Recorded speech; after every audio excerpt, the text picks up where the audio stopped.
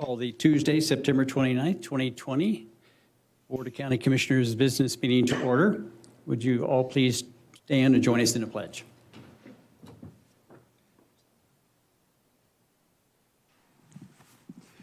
I pledge allegiance to the flag of the United States of America and to the republic for which it stands, one nation, under God, indivisible, with liberty and justice for all.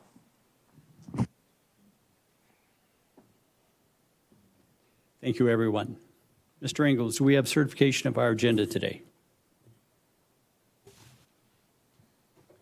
Yes, Mr. Chair, my office has reviewed all items on today's agenda and they all meet legal approval. It is my understanding that item 3O can be pulled and does not need to be heard. Thank you, sir. And do any commissioners have any disclosures for any item on the agenda today? I have none, Mr. Chair. Thank you. And I have none, Mr. Chair. Thanks. And I have none. Brings us to item number 2. It's a time for our citizens or organizational comments. If there's anyone in the audience physically or on the phone or live streaming would like to address the board regarding any item that is either not on the consent agenda or on our regular agenda, I will invite you to approach the lectern, or I will ask Ms. Dunning, is there anyone raising their hand or who would like to speak and address the board? I see no hands raised, Commissioner. Very well. And I see no one in the room, so thank you. Brings us item number 3, our consent agenda. And I will ask if there is anyone in the room or anyone on the phone or live streaming would like to address the board regarding any item on the consent agenda, A through N.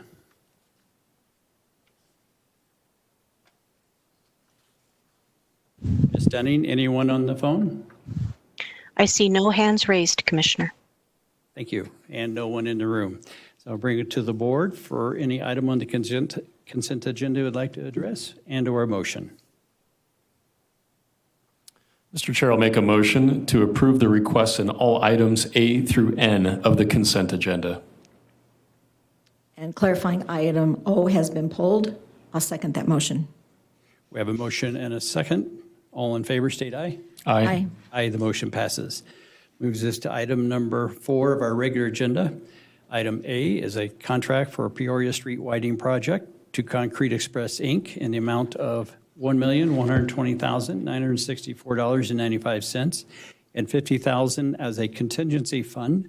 This is project file DV 2018-178, presenting for staff, Dan Roberts. Good afternoon, Commissioners. My name is Dan Roberts. I'm a project engineer for Public Works Engineering. I'm here today to present the regular agenda item number 4A, which is a request to approve a construction contract with Concrete Express Incorporated for Douglas County project number DV 2018-178, the Peoria Street widening project in the amount of $1,120,964.95 with a $50,000 project contingency. This project consists of widening and safety improvements at the intersection of Lincoln Avenue and Peoria Street in Douglas County. The project is a phase of the Lincoln Avenue Improvements Yosemite to Jordan CIP project, which was funded in the 2020 budget. Currently, Peoria to the south of Lincoln consists of a short left turn lane, a short right turn lane, and a single through lane. All of these lanes are substandard in length and frequently backs up at the intersection. Sometimes the left or right turn lane will even block the through lane because of traffic backing up because of the short length of the lanes. And this causes significant congestion in that intersection. This project will include construction of a new 300-foot long left turn lane, a 600-foot long right turn lane, and 2 through lanes between Severn Lane, which is to the south of Lincoln, and Lincoln Avenue on Peoria Street. We will also be adding new signage and striping and adding a left turn arrow to the signal of that intersection to increase safety and improve traffic flow through the intersection. Work is expected to begin next Monday, October 5th, and should be completed within 45 days of the start of construction, so it will be finished this fall in November. We are requesting that the board approve this construction contract with Concrete Express Incorporated for Douglas County Project Number DB 2018-178, the Peoria Street Widening Project, in the amount of $1,120,964.95 with a $50,000 project contingency. So I'll open it up to any questions that anybody may have. Thank you, Dan. Questions for staff? This isn't really a question, but I communicated with former Commissioner Diane Hulbert yesterday. She's very pleased this is happening, and she said to tell you thank you. All right. Such a wonderful project, certainly a traffic solution for Douglas County. We really appreciate all your hard work on this. Dan, thank you. And we know that certainly former Commissioner Holbert will appreciate that, and many other residents. And we know that Parker Town Council is very appreciative of this too. But that's one thing we do in Douglas County. We just make sure we get projects done, whether it's incorporated or unincorporated. So great job bringing it forward. Thank you for going through a competitive bid process, and looks like you did a great job. Appreciate it. All right, thank you. This time, we'll open it up for anyone in the audience or anyone on the phone or live stream who'd like to address the board regarding item 4A on our regular agenda. Ms. Dunning, anyone on the phone or live stream? I see no hands raised, Commissioner. Thank you. And no one in the room. So I will bring it back to the board for any further questions, discussion, and/or motion. Mr. Chair, I have a motion to approve a contract for the Peoria Street Widening Project to Concrete Express, Inc. for the amount of $1,120,964.95 and $50,000 as a contingency fund. Douglas County Project Number DV 2018-178. 178. Second. We have a motion and a second. No further discussion. All in favor, state aye. Aye. Aye. Aye, the motion passes. Thank you, Dan. Our next item is item 4B, and this is really a real privilege to be able to bring this forward as the Board of County Commissioners, because this is really honoring an individual who I can't say I ever met personally, but I know there's a lot in the audience, many in the audience that have, and we're looking forward to hearing from them. But before that, we're going to have Tina Dill address us, our project manager. This is a resolution proclaiming September 29th, 2020 as Philip S. Miller Day in Douglas County. Tina?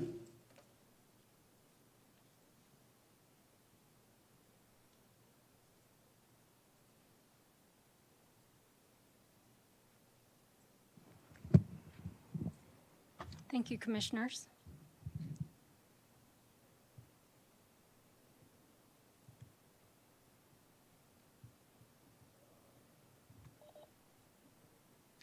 Thank you very much.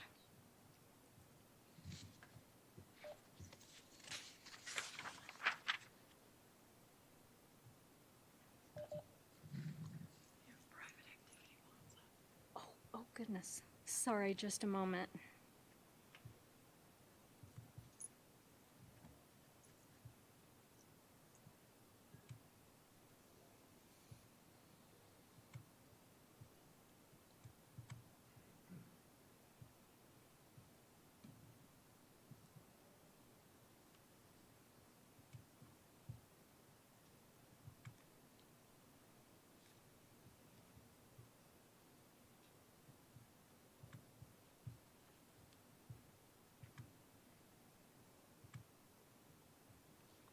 There we go. Sorry for the delay.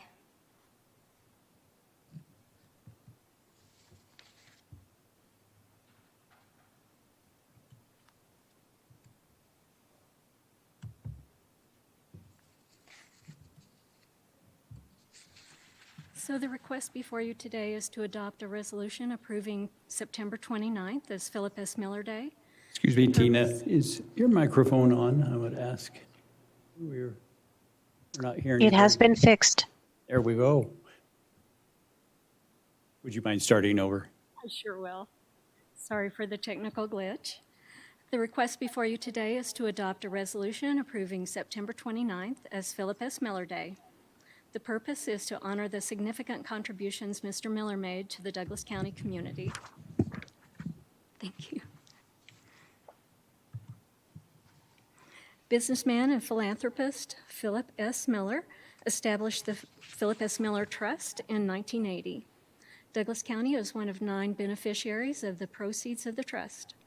Other recipients of the trust are the Children's Hospital in Denver, Shriners Hospital for Crippled Children, Town of Castle Rock, Douglas County Library, Castle Rock Fire Department, Douglas County 4-H Council, Douglas County Fair Association, and Douglas County High School.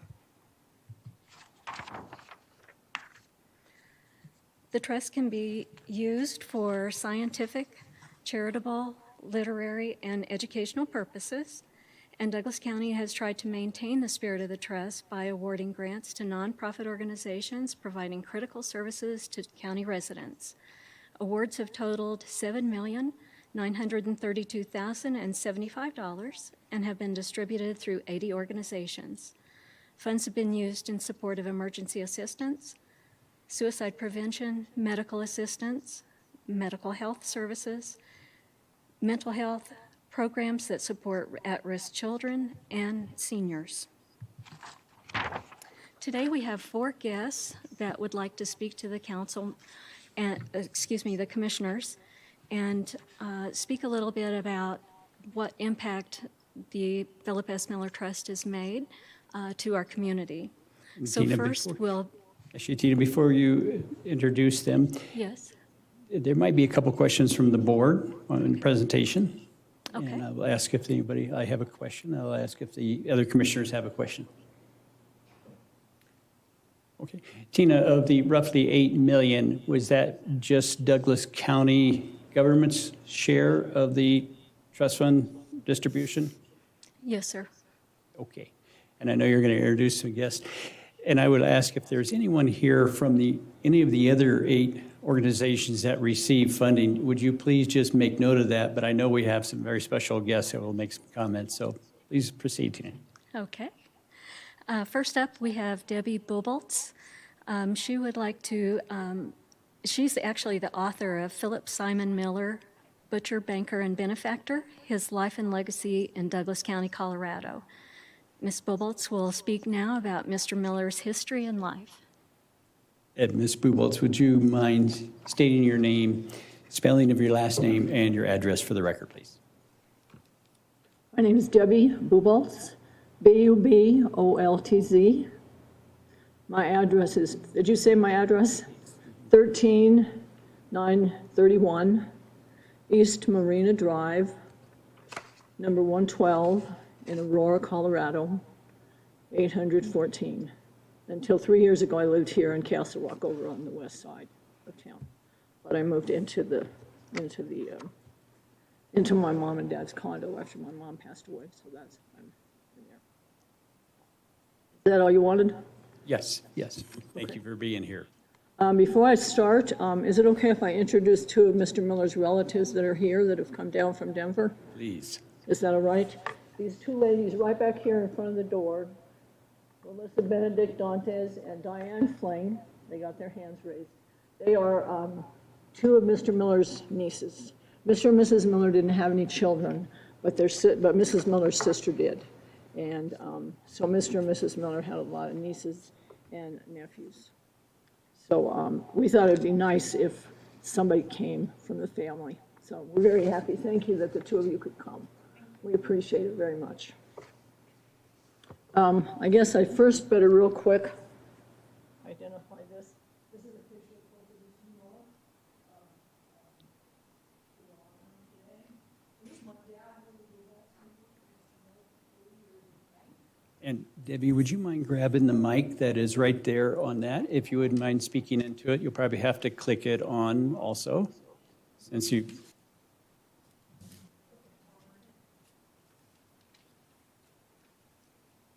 We want to make sure the listening audience hears everything you're saying. Okay.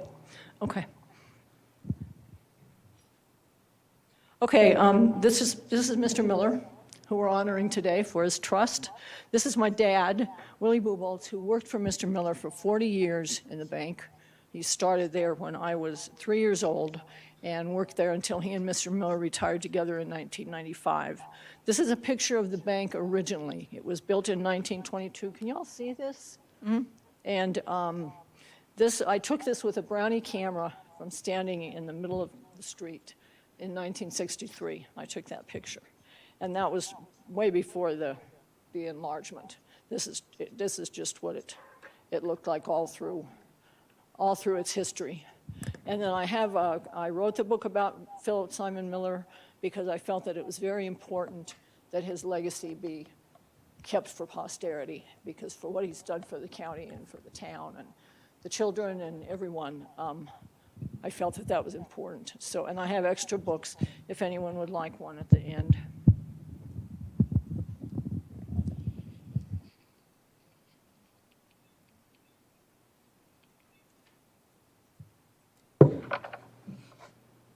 I will just give a real brief history about Mr. Miller. Tina's already spoken about the beneficiaries. And Mr. Miller was born in Peoria, Illinois on October 11th in 1895. His birthday's in a couple of weeks, and we were trying to figure out a way to have this day be on the 11th, but it didn't quite work out. His dad and his grandfather ran meat markets in Peoria, and his mother had tuberculosis, and they had to move to Colorado, and they came here to Colorado in 1908, or in 1906, excuse me, and Mr. Miller's mother died 2 years after that. She had 2 really good years here in Colorado.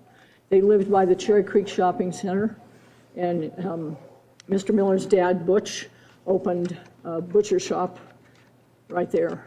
And after Mr.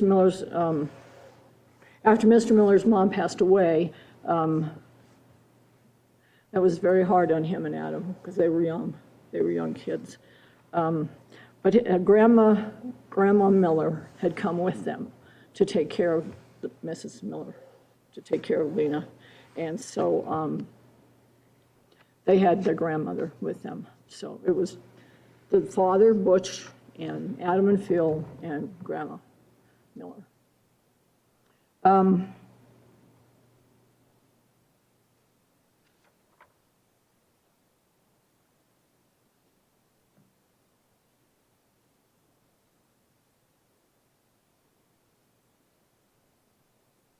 In 1919, they decided that they wanted to, Mr. Miller always wanted to open a chain of meat markets.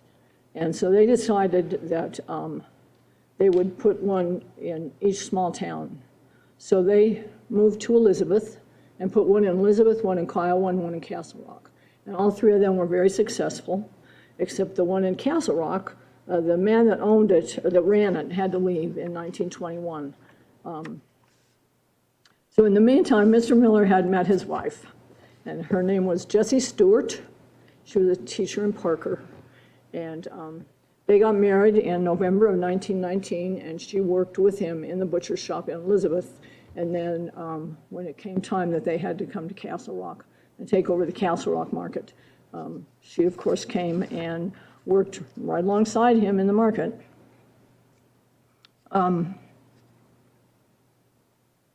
It was in the building that's called the Next Door Bar. Y'all know where that is? By the hotel, by the Castle Cafe. And that's where the meat market had been originally. Then 2 years later, they moved it across the street into the left-hand section of the B&B. And it stayed in that spot until 1938. And we call these the meat market years. And 2 things that were very significant during those years with the town trustees. And Mr. Miller was appointed to the trustee board right away when he came to Castle Rock and was on it until 1937. They brought electricity to Castle Rock. That was the first time that we had any electricity here. And then 6 years later, they brought a sewer system here. This is the Board of Trustees did this.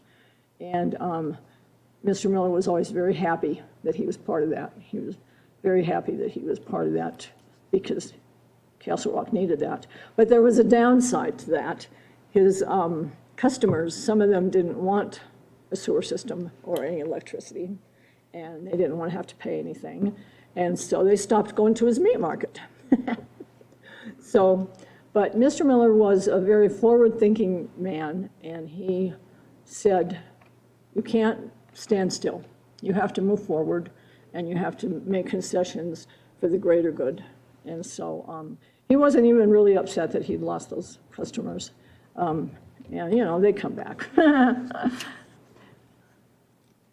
In 1939, a group of businessmen approached Mr. Miller about helping them raise money for a bank. And of course, he was very on board with that. Since the Depression, there had been no bank in Castle Rock. All that history is in the book about the banks prior. But all those years, there hadn't been a bank. And everyone had to go to Littleton. So he was, of course, very, very excited to help. And he immediately got in touch with Joseph Winkler of the Winkler Cattle Company and Louis Higbee of Greenland Ranch. And they both immediately committed big, big amounts.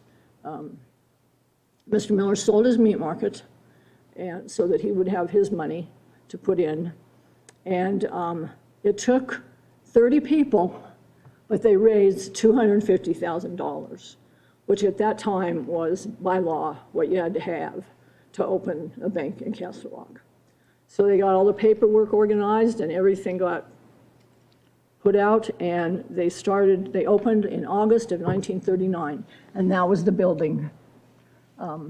That's exactly what it looked like when they opened. And you can, I don't know if you can see it from there, but on each side of each door, there are these big metal plaques that say the Bank of Douglas County.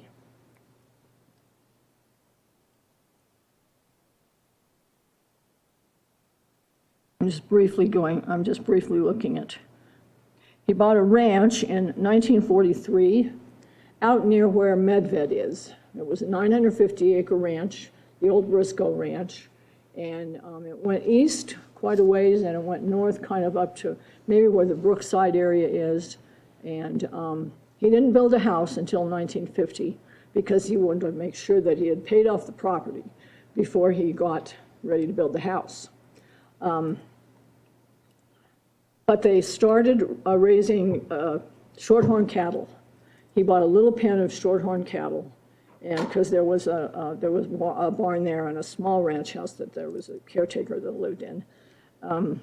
And he did this to, it was only going to be a hobby, raising these animals. And it wasn't to make money, it was just a hobby. So then in 1950, they built the house. Mrs. Miller had an architect draw up some really beautiful plans, and it was a gorgeous house. And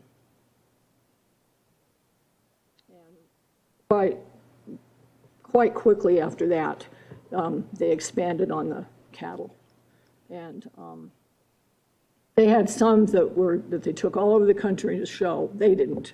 They had people that took them and showed. And they had one named Gold Max, and he won many, many awards. Many, many awards. And it was very well known in the shorthorn cattle industry. During this time, the bank was growing. It was growing, and Mr. Miller was very committed to the agriculture people. We had dairy people here then. We had also many ranchers, many farmers, and a lot of small businesses. And Mr. Miller was very committed to all of them, and would do anything, especially, to help agricultural and farming and the dairy.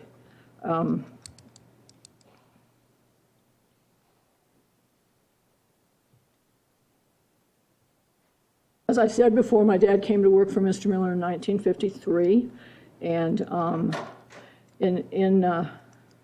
need to just quickly mention, in the 1960s, Mrs. Miller convinced Mr. Miller to put up money for a library. And so he put up $25,000 seed money, and then it was a big town thing. Everybody in town was very excited about it, and everyone helped raise money. The schools helped raise money, the kids did things. My mother was on a group of people that was called the Friends of the Library, and they had all kinds of events where they raised a lot of money so that to help for the library. It was built on 3rd and Gilbert Street on the corner, and in 1968, the Philip S. Miller Library opened. And everybody always said that it should have been named the Jerry Miller Library because she was the impetus behind it. Then it grew like everything else around here, and it moved. They had to move it. They built another building on 317 Plum Creek Parkway, and then in 2004, it moved into the Wilcox Safeway, the old Wilcox Safeway, just up the road here, and that's where it still is. But Mrs. Miller was very happy because she felt that it was very important that we have a library here.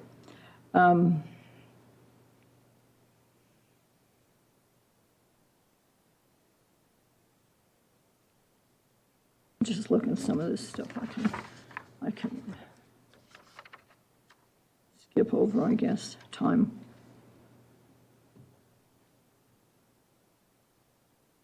Oh, yeah.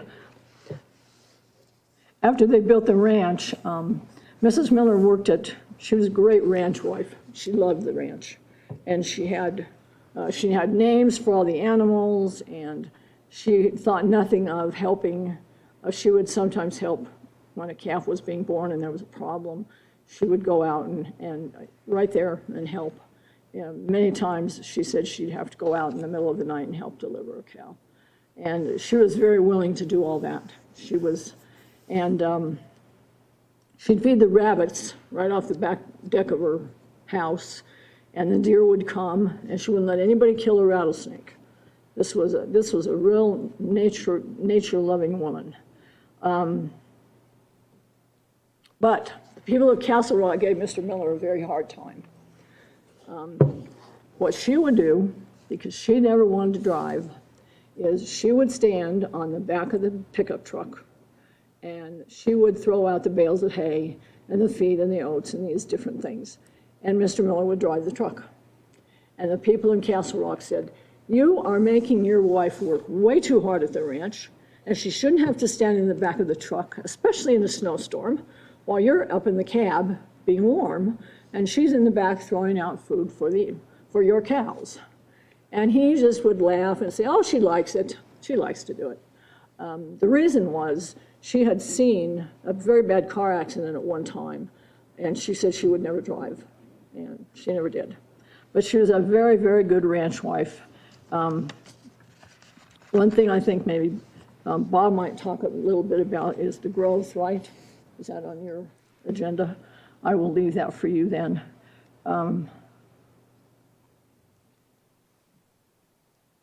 In 1972, when everybody is telling Mr. Miller he should retire, he decided to enlarge the bank.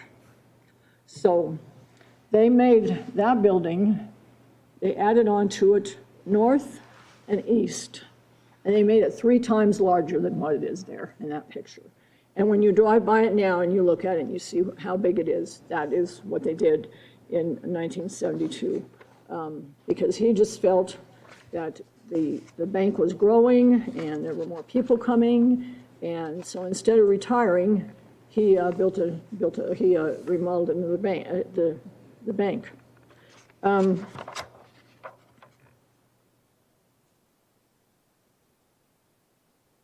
As Tina said, they formed the trust in 1980. Mr. Miller felt it was very important to help the children in this community. As you saw, the Children's Hospital and the Shriners Hospital are very important to him also. He never had any children, and so his love for children and his commitment to children was very, very obvious. Mrs. Miller passed away in 1987, And that was very hard for him because they had been together for many, many years, and they had to work together at the butcher shops, at the bank, and at the ranch. And so it was very hard for him. It was very difficult when she passed away. It was very hard. It was hard on everyone in the family. And he lived until 1995, and he passed away in June, and he missed his 100th birthday by 4 months and 4 days. It was that close. And we had already begun making arrangements for celebration for his 100th birthday, but we were not able to complete that. The thing that's really important that I think we need to remember about Mr. Miller is that he did all this for Castle Rock when he was alive and when it was growing from the time he came here in 1921, and he's still doing it today. His money is still helping us today with all these beneficiaries are getting their money. Their disbursements come out 2 times a month, right on schedule, and I think that's one of the main things that we have to remember about him is how much he cared about the people and how much he cared about the people for the future after he passed away, that they would have money. So I will turn it over to Bob. This is Bob Heyer. Thank you, Debbie. Debbie, I do have a question. Thank you for writing the book, first of all, because I know many of us have enjoyed the history. I would ask you, when did you write the book, and what inspired you to? What inspired me? I was visiting Mr. Miller at the nursing home one day, and Mrs. Miller already passed away. In fact, it was in the early 90s. He said,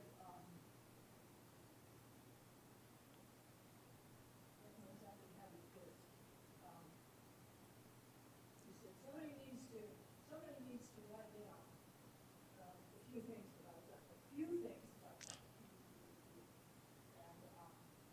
And I had written a paper when I was in high school, Jim McKay's history class, about the history of Bennett Douglas County. It's 5 pages long. Because it was, back then, none of that was not happening. And so my dad said, you better do this all the way still on. And that's how I got started. And it took 7 years to do it. I worked on it for 7 years. 7 years. Mr. Miller and I was doing it. But that's how it got started. Yeah. It actually started when I was in high school. That's great. Well, it's another reason that the legacy lives on because the book. Thank you so much. Great. Mr. Bob Heyer. Well, first off, how can you spell blue bolts and can't spell higher? Oh. What'd you say? No, the H-E-I-R, H-I-E-R. Oh, then I had to give her those. Thank you, Commissioners. I think it's very special to you guys to recognize Phil Miller.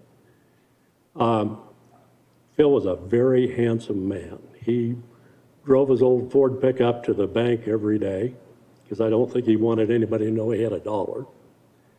He was always dressed to the T and hair groomed, and from the time I was a little kid, you just respected him the minute you saw him. But I'm going to keep this real short because you all have a lot to do. But in 1968, Frank Christensen and I decided to open a real estate office. And Frank's father was a county commissioner. My dad was the mayor of Castle Rock. And they both thought it was a crazy idea. They didn't think there was enough transactions for us to make a go of it. So Frank and I didn't give up, and we wrote a little pro forma and got an audience with Phil and Willie at the bank. And I remember sitting there with perspiration all over our brow. We were borrowing $5,000 That's what we thought we needed to start. And, you know, they were very gentlemanlike and read that and made us feel pretty good. And finally, Mr. Miller leaned over the desk and he said, boys, I'm going to make you the loan. But he said, I want you to look me right in the eye and tell me and promise that you'll never lie to me. Our legs were wobbly when we walked out of there. But it was a wonderful deal. That's how I ended up starting in the real estate business in 1968. Skip 6, 7, 8 years. Phil called me up one day at the office and he said, Jerry and I have made the decision to sell the ranch. Everything east of the railroad track, which is now the Plum Creek development. And that meant he had to get rid of his shorthorn herd, which was his love of life. But anyway, I was successful and sold the ranch. And the next story comes 5 or 6 years later. And Phil and Jerry used to go down to Arizona for a short period of time. And they were staying in a motel down by Nogales. And Phil called me and asked if I'd come down. He wanted to talk to me. So Molly and I flew to Tucson, rented a car, drove down to this motel, and it was Fleabag. There is nobody here that would have stayed in that motel. Phil thought it was a bargain, $23 a night. He thought he just was stealing it, you know. So anyway, before I left to go down there, he said, would you go over and get some counter checks from Willie, Debbie's father? So Willie gave me a packet, and I suppose there were maybe 10 pads of checks in there. And we got down there to his place, and we were talking, and I said, Phil, before I forget it, let me go get those counter checks. So I went out to the car, came back, and handed him this packet. And he got a frown, and he opened it up, and he took one of those off and handed it back to me. And he said, when you go back, you take that and give it to that string bean, which he called Willie, and tell him it's not scratch paper. Never knew an individual that was more conservative. But I can tell you when we started, the Bank of Douglas County was our only lender. There were no savings and loans. And we'd sell a little house or a piece of ground, and they required 20, 25% down. And they'd make the loan. And I remember Phil telling me one time, he said, I like that borrower to have a little skin in the game. So we wouldn't have had a housing crisis if Phil had been around. But he was solid as a rock. And, you know, I'm in Nogales, giving him the counter checks, still wondering what he would want to talk to me about, you know. And he said, Bob, I'm going to sell you the balance of my ranch. And I said, Phil, you've been the only banker I've ever had all my life. You know me better than I know myself. There's no way I can do that. You know, I don't have the means to do it. And he said, we're going to find a way. And so he's more than special to me. He really got me started. He was always between Willie and Phil, gave me great advice along the way. Never denied a loan if it made sense. If it didn't, they told me real quick. But he was somebody I wished everybody could have met. He was tremendous. I was on my walk this morning and I thought, you know, only in this wonderful country we live in could a guy with a butcher shop die with millions and millions of dollars. And not only that, he gave it all back to the community when he died. Special guy. And my hope would be that with the growth we have and the people that don't know anything about Phil Miller and what he has done, that we can relay that to him in some way. We've got wonderful libraries in Miller Park. You can go on, and hundreds of scholarships. Tremendous guy. Thank you. Thank you, Bob.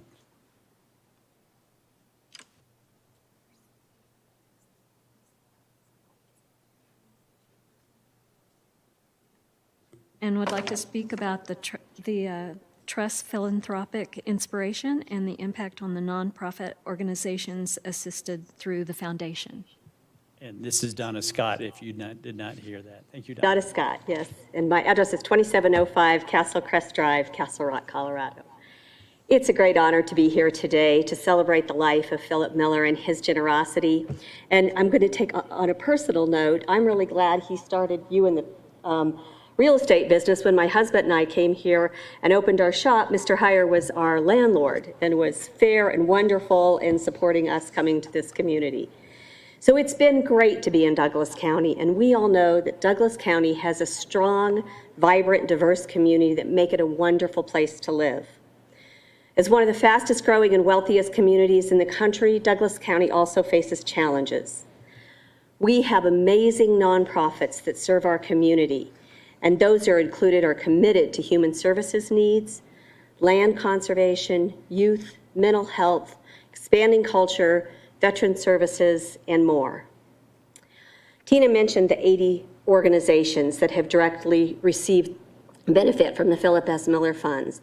The Douglas County Community Foundation is also very grateful to have received Philip Miller funds. And what we have been committed to doing is expanding and encouraging other Douglas County residents to give generously to support our nonprofits and the important work that they do. We believe that anyone can make a difference and that together we can have a lasting impact like Mr. Miller. Our Douglas County nonprofits share a challenge. Most of our funding agencies in the metro area typically overlook Douglas County because of our high wealth ranking. Additionally, while we're a very generous county, oftentimes our donations don't go to our nonprofits, they go outside of our county. So what we do is try to work with our nonprofits to increase their visibility of to the residents of Douglas County. DCCF is really proud that we have been the regional champion for Douglas County nonprofits on Colorado Gives Day. Over the last several years, the amount of dollars given by Douglas County residents on Gives Day has grown. In 2019, $1.5 million was given by Douglas County residents to Douglas County nonprofits. This represents a significant increase for our nonprofits, and it's a trend we are committed to continuing. Concepts like philanthropy and generosity are kind of hard to get. You really have to experience them. The research shows that the brain behaves differently during an act of generosity. When people give a gift, they feel connected. When gifts are received by people, they become more resilient and have greater strength to overcome challenges. Because Mr. Miller's grant, DCCF was really quickly able to respond this spring to the COVID crisis. We launched a COVID recovery fund to assist nonprofits. Local residents responded with donations that were quickly distributed to nonprofits in the county. We raised just over $49,000 and distributed it to 22 agencies. One very generous Douglas County resident wrote, "I greatly appreciate the opportunity to be able to help my neighbors through an organization that I trust. For those of us who are limited in how we can physically contribute to the COVID recovery, I am grateful that we have an organization like DCCF to do the heavy lifting and allow us to contribute in some small way to help our neighbors come through these difficult times. There is light at the end of the tunnel, and we will make this through this together."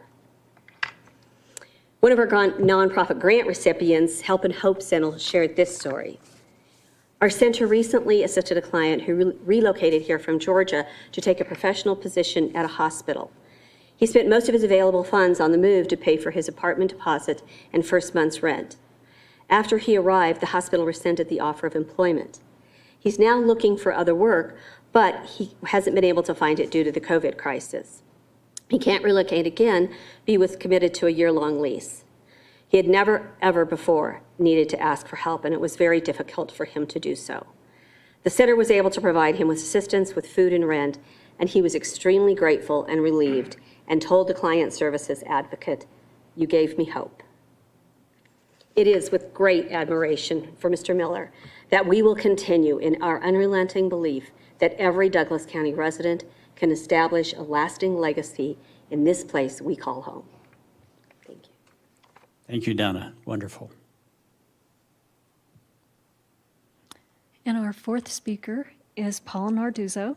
He's the Regional Office Director for Catholic Charities, and he'll be speaking about the impact to Douglas County residents from the faith-based community's perspective.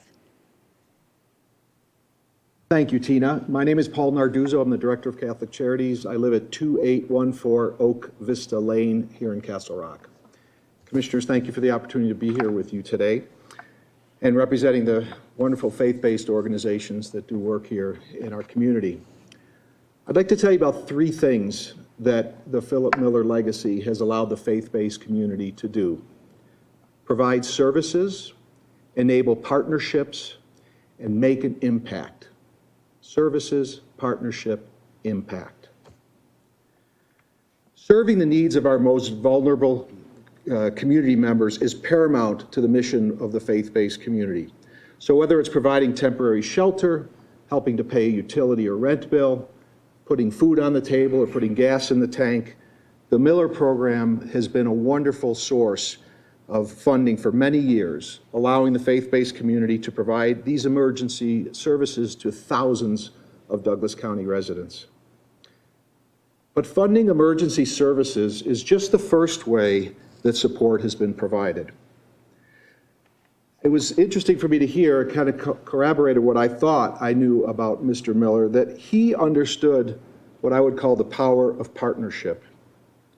By designating a portion of his trust to the county government, that allowed the opportunity to work together at multiple levels in the community to serve the most vulnerable residents.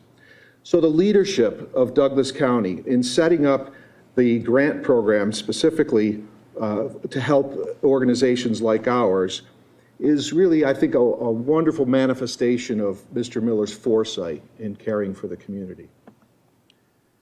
And finally, I think you would find it rather impressive if I stood here and cited all the different numbers of things that were, number of rent payments made, or number of nights of housing in shelter, or other statistics about the funds provided by the Miller Grant.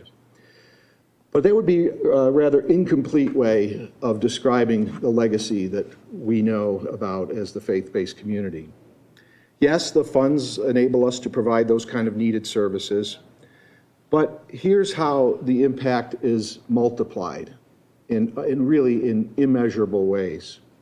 When we sit down with a client to provide one of those emergency services, yes, it's giving them that help, but we are eyeball to eyeball with that client. We're forging a relationship with that client so that they know that the members of the faith-based community care about them. We do that because we think those kinds of relationships that can be fostered across the desk help that person become stronger, and as a result, our community becomes stronger. I'd like to close by using the words of one of our clients to express to you that kind of impact that makes. And that work is really not just the particular organization that's sitting with the client, but it's really all of us as a community coming together to help. This client wrote, "My experience with Catholic Charities was life-affirming. That may sound dramatic, but the outcome really renewed my faith in humanity and gave me the strength I needed to keep going. Times are tough, and oftentimes I feel so completely alone.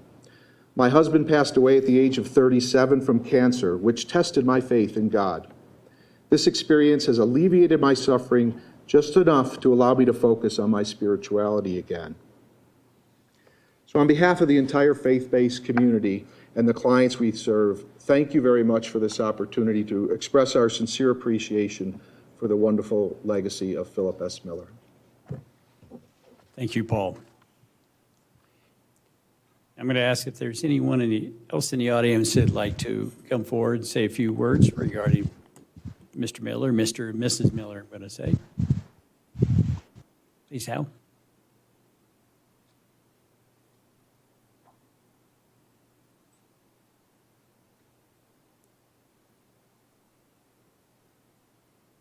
Good afternoon. Good afternoon. It's great to be here. Been a long time. The room looks a lot different from the last time I was here. It's great to hear all these wonderful things about Phil Miller. And when I came here in '89 to Castle Rock, there was only 8,500 people. And I wanted to, a stranger in paradise, I wanted to come and learn more about the town and the people and things like that. I went to the Chamber of Commerce and volunteered to do any work there. So Charlie Smith and I set up the first art festival. And from that, it became an invitation to join Rotary, an invitation to become a member of the Douglas County Senior Council, and to join the Senior Activity Center. So I joined all these organizations and got to know a lot of people. I never heard about Phil Miller. Not until I was asked to join the Douglas County Senior Services Foundation, which benefited from Phil Miller. And that organization has benefited immensely. And by that has been able to provide benefits to senior citizens. Phil, in his concern for the people of Douglas County, provided a means to support programs to help people. And in the foundation, that's what we look for, programs to help seniors that are being provided by other nonprofit organizations. And we raise money. We get more money from the Phil Miller Foundation to add to what we've raised, so we can be even more effective and support more programs. So we're deeply grateful to what Phil Miller did for this county that's helped us and others to do things for the people of the county. So therefore, I heartily approve or support the idea of a day honoring Philip S. Miller. Thank you. Thank you, Mr. Wanstolen. Before I know we have somebody online who'd like to speak, but I'm going to ask if either one of or both Mr. and Mrs. Miller's nieces would like to address the audience.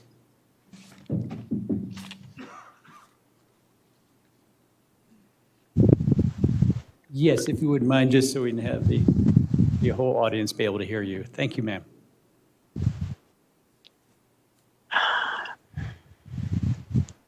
Thank you. My name's Diane Fling. I am Mr. and Mrs. Miller's oldest niece. That's their youngest. Melissa's in the back. Briefly, thank you very much, Mr. Heyer, for spearheading this, I believe. Thank you, Debbie, for Ms. Buboltz, for inviting us. All of you actually know our uncle better than we do. You know, we're Denver kids and didn't spend much time down here, so we're not familiar with all of it. But we've always known about his generosity to the community he believed in and loved and lived. And so thank you very much for all of you for doing everything that you are and will continue to do in his name. Thank you. You're very welcome, and thank you. It's this time, Ms. Dunning. I believe we have somebody online who would like to say a few words. Thank you, Commissioner. I have Debbie Haney. She is the Executive Director of the Castle Rock Senior Activity Center. Debbie, you are unmuted. Go ahead. Good afternoon. Again, my name is Debbie Haney, Haynie. I live at 631 Stonemont Court here in Castle Pines. I just want to greatly thank you and for the appreciation of the Philip S. Miller Fund and how it supports our Douglas County older adults with many of our senior services here. While the center's closed to in-person programming, we are doing lots of outreach out into the community and virtual programming, and this is helping us make that possible. So a big thank you to the Miller family for your legacy. Thank you again. Thank you, Ms. Haney. Really appreciate it. And I'm going to turn over to commissioners for commissioner comments. Thank you, Mr. Chair. I'd like to begin by just humbly thanking all of the incredible speakers that came before us. Ms. Buboltz, certainly for the book and the history. Mr. Heyer, Ms. Scott, Mr. Marduzzo, Al, the nieces of Mr. Miller, and of course, Ms. Haney. And a tremendous thanks to all of the staff members, and I'm looking at Rand and Jen Eby and Tina Dill and really all of the staff that work so hard to steward these incredible resources. As a younger commissioner, I certainly recognize that I stand on the shoulders of giants in this community that have worked hard for decades and generations to make Douglas County as great as I got to inherit it. And my 3 kids, I want them to know as we move forward that impact that generosity made in this community. And I think for any young person holding up their phone, if you just type into maps Miller, you're going to see a lot of different places with Philip S. Miller's name on it, and we're in one of them. I really appreciate the comments from Donna Scott, and I have the benefit of sitting on the Douglas County Community Foundation board. And one of the mottos and the key phrases that I often hear at the Douglas County Community Foundation is give where you live. And I think that Philip S. Miller truly lived out that principle. In an era where we're dealing with so many mental health issues and young people struggling with their own feelings, one thing I often tell young people, including my 3 kids, is you'll never feel sad when you give. And that experience of generosity is something that our family is certainly very active with as well, and we acknowledge and appreciate the great legacy that Philip S. Miller has carried forward, and we appreciate the work of the Community Foundation in carrying forward that legacy in our community, as well as all of our community members. So again, just a tremendous and humble thanks to everybody here and my fellow commissioners for the hard work. Thank you. So I came to Castle Rock in 1984 with the State Patrol, and one day I was driving down Wilcox with my training officer, Ed Rush, and he pointed to a gentleman walking down Wilcox, and he said, "That's Philip Miller." He said, "You need to know about him." And my head was swimming because I'd been learning so much anyway, and he said, when I came to Castle Rock, I needed a loan. So I went to the bank, and I told him I needed a loan, and he wanted to ask me all sorts of questions about me, who I was, what I did, and I thought, I'm just here to borrow money. But he said, after I told him everything about me, he reached across the desk with his hand out, shook my hand, and said he would give me the loan. And he said, that is a great businessman. So fast forward to 2017, when I became a commissioner, we were talking about the Philip S. Miller grants. And I went into Drew Campbell's office, and I was asking Drew to tell me about Philip Miller. I didn't know what we were doing. And so she pulled out this book, and she gave me this book, and she said, why don't you read this, and you'll learn all about Mr. Miller. So I brought it home, and I read it. And then when I heard I brought it back to Drew when I was done, and when I heard we were going to do this, I knew what I was going to talk about. So Debbie, you might remember this. So in chapter 16, you have this story that says, and I'm going to read exactly from your book. It has been previously mentioned that Mr. Miller was very independent. More importantly, he was equally ethical and honest. He would always ask, is this a rule, a regulation, or a law? If something was a law, he followed it to the letter, in spite of the fact he may have totally disagreed with it. However, if it was simply just a random rule or a ridiculous regulation, that was a different story. Sometimes those could be circumvented. A perfect example of his independent spirit involved the tearing down of the second apartment building. There was a town regulation that, as the building owner, he had to obtain required permits at a fee, which to his frugal way of thinking was totally exorbitant. Consequently, he refused to obtain the permits. One Saturday, immediately after the noon closing of the bank, Arlie Gordon and his crews, who had obtained their required permits, began the task of bulldozing the apartment building. By 6 o'clock that evening, all that remained was a flat, graded lot, cleaned and cleared and ready for construction. The following week, Mr. Miller received a fine for failure to purchase the proper permits, which he gladly paid, because the amount of the fine was much cheaper than the price of the permits. He may have been frugal, but he was honest enough to pay the consequences. He later commented to me with a grin on his face, "It wasn't the price so much as it was the principal. And in closing, I'm going to read one final quote that Debbie has in this great book that Mr. Miller said. And I think this really embodies what makes Douglas County so great, because who he was really left a legacy in so many people here who were leaders in this community. He says to me, the greatest virtues for being successful are to be honest, hardworking, and conservative. So thank you, Philip S. Miller. Thank you, Mr. Chair. Thank you, Commissioner Layton, Commissioner Thomas. Wonderful. Thank you, everyone, for being here. And staff, thank you for putting this together. Really appreciate it. And Bob, my story, very similar to yours. Maybe a few years later, a few dollars more. But I was sweating at the brow when I went there in that day to ask for a loan for my physical therapy practice on land that used to be Philip S. Miller, be their ranch. It was on a Thursday. I stated what I needed, and they said, thank you very much. We'll let you know next week. That's it? Yeah, that's it. Well, it was Tom Waymeyer with the bank called me on that Tuesday and said, you got the loan, just come in and make a signature, and that was it. So that's who he was. That's who they were. And I think what we as commissioners want to do is make sure that the community is very well aware of who he was, who they were, what they went through their times, but what they can really do even today. And it really touches the young lives as we see the hospitals he's given to, the Fair Association. The impact is phenomenal. And Al, thank you for sharing that story because there's so many who don't know who they were. And I look at my two commissioners near the end of my term, and I'm just hoping that maybe we can make this an annual event to honor Mr. Miller. And even more so, may we begin bringing recipients in of the funds that just we, the county, over $8 million that the county has dispersed.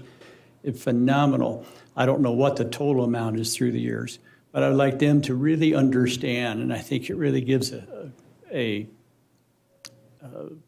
sense in the heart of who we are as people through Mr. and Mrs. Miller. They're wonderful people. We want to thank everyone for being here. Thank you for taking the time and indulging in this great honor to Mr. and Mrs. Miller. Mr. Chair, I guess I'm curious as the younger commissioner why Commissioner Thomas got a loan on the same day and you had to wait a week. That's right. Yes, I didn't get to meet him personally, but you're right.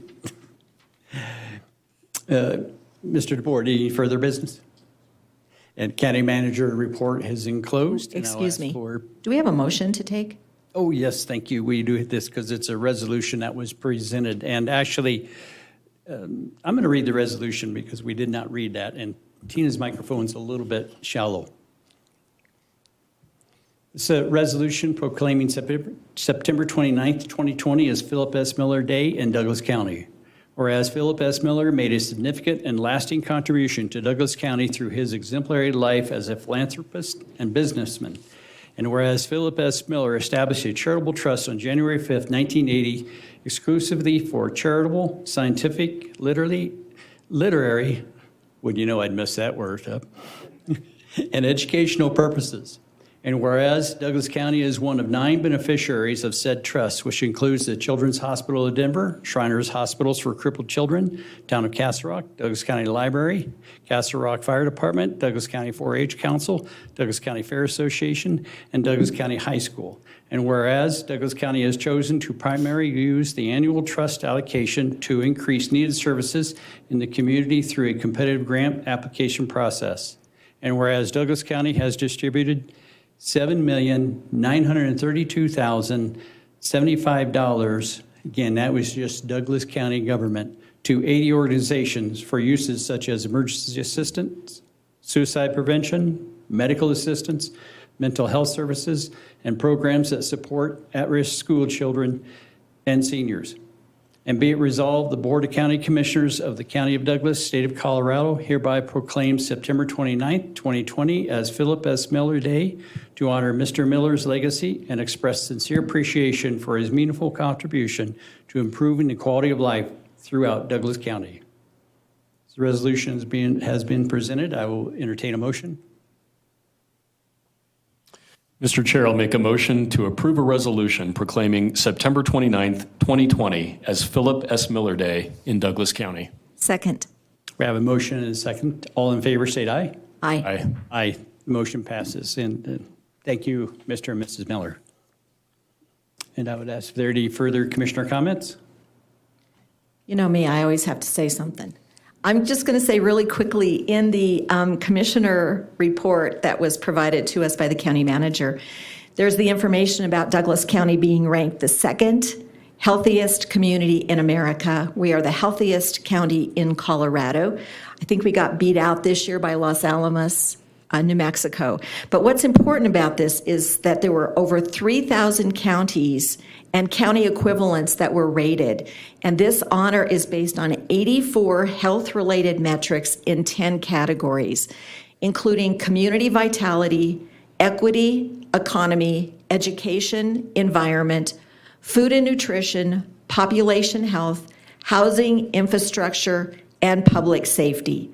So all of these things contribute to what we already know about Douglas County. We are the best county in the entire country to live in. And I just want to say that the U.S. World News and Report again honored us, this time as the second healthiest county in the entire country. So thank you. Thank you, Commissioner Thomas. Okay, and no comments. So we are adjourned. Thank you, everyone, for being here. I would just report we will go ahead and move on into a hearing for the Woodmore Mountain General Improvement District. This item is not going to be live streamed. It will be recorded, but the item is actually going to be continued. So at this time, I will open up the Woodmore Mountain General Improvement District public hearing for Tuesday, September 29th, 2020. I'm going to forego on the pledge so we can keep moving along, but I know everybody in the audience has already pledged their allegiance to the United States, to the flag.